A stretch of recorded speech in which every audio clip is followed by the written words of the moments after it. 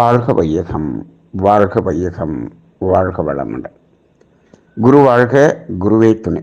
குருவின் மலரடி போற்றி. சிந்தனையை உடல் நலத்தை சீரமைத்து உய்வித்த குருவே வாழ்க. தியானமே யோகம், யோகமே ஞானம். விதியை மதியால் வெல்ல முடியுமா? இது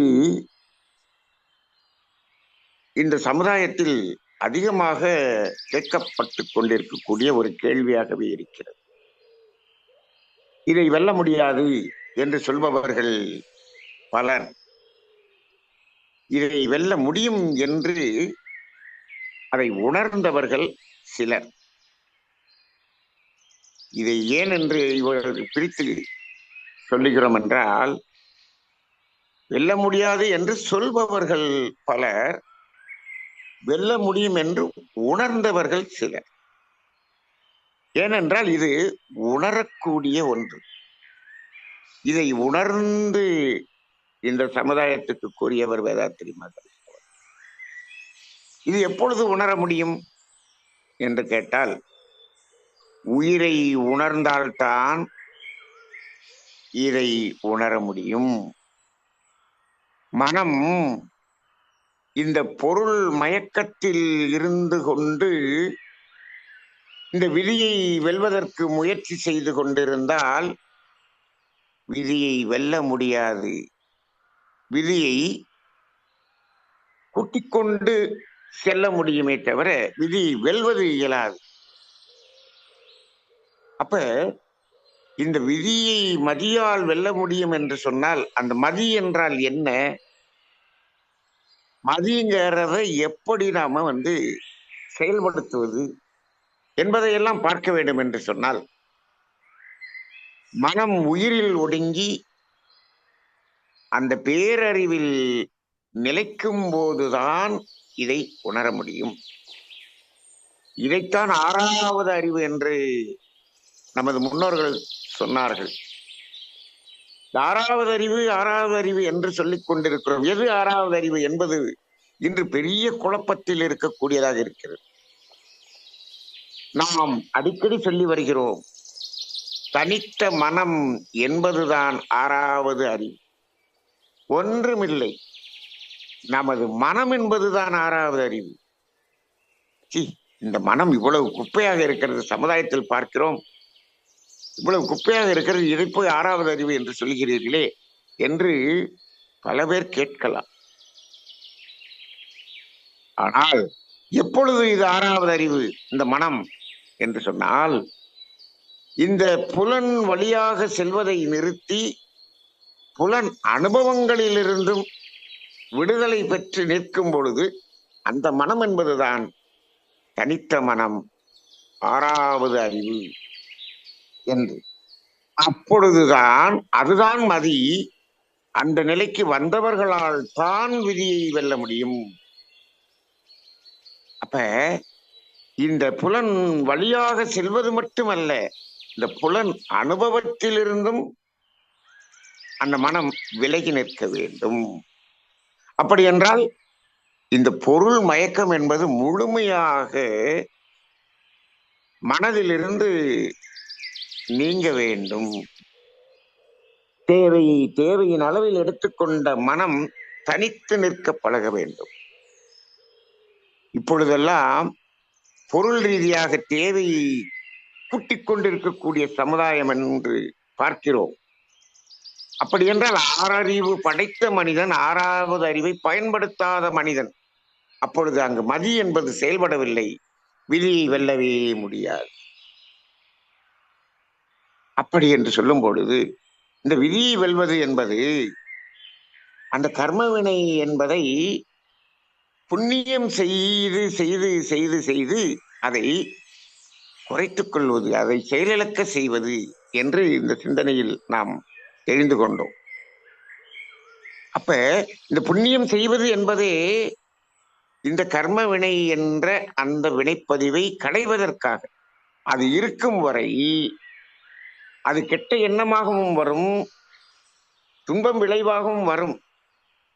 அதை குறைத்துக் கொள்வதற்காகத்தான் இந்த புண்ணியம் என்ற ஒரு செயலை செய்ய வேண்டும்.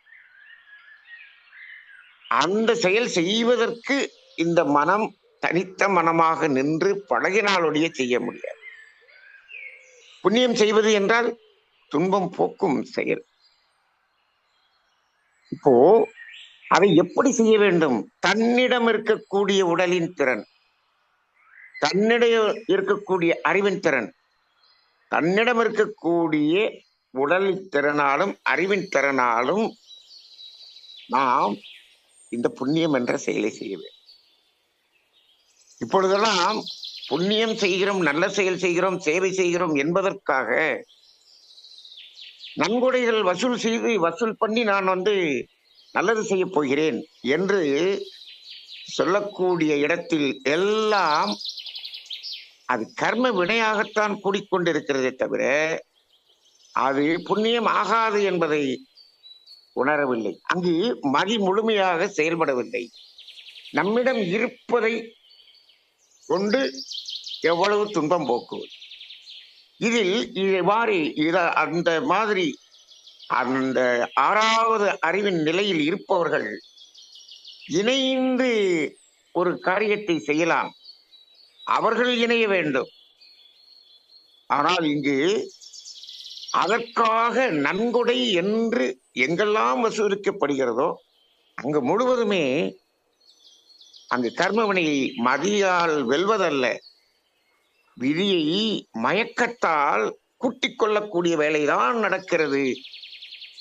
இந்த சமுதாயத்துக்கு இது உணர்த்தப்பட வேண்டிய ஒரு காலகட்டமாக இருக்கிறது. வேதாத்ரி மகர்ஷி அவர்கள் மதி என்பதை தெளிவாக கூறியிருக்கிறார். அப்ப எப்போ அந்த மதி என்பது தனித்த மனமாக மாறும் என்று சொல்லும் போது, ஆக்கினை தவம் ஏற்றும் பொழுது புலன் வழியாக செல்லும் மனதை நிறுத்துகிறோம். துரியதவம் ஏற்றும் போது புலன் அனுபவங்களிலிருந்து எண்ணமாக வருவதை நிறுத்துகிறோம். இந்த இரண்டு நிலையிலும் வெற்றி கண்டவர்களால் தான் அந்த மதி என்ற நிலையில் செயல்பட முடியும். அந்த நிலையில் நம்மால் யாருக்கும் துன்பம் கொடுக்கவும் முடியாது. துன்பம் போக்கும் செயல்கள் இயல்பாக நடைபெறும். அப்பொழுது இந்த விதியை வெல்ல முடியும்.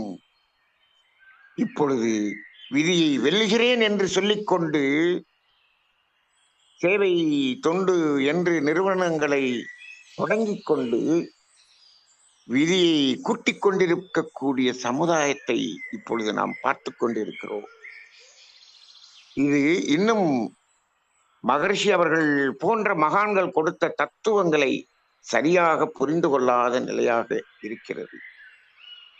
இந்த நிலையில் இப்படிப்பட்ட அந்த சிந்தனைகள் இந்த சமுதாயத்துக்கு மிகவும் தேவையானதாக இருக்கிறது.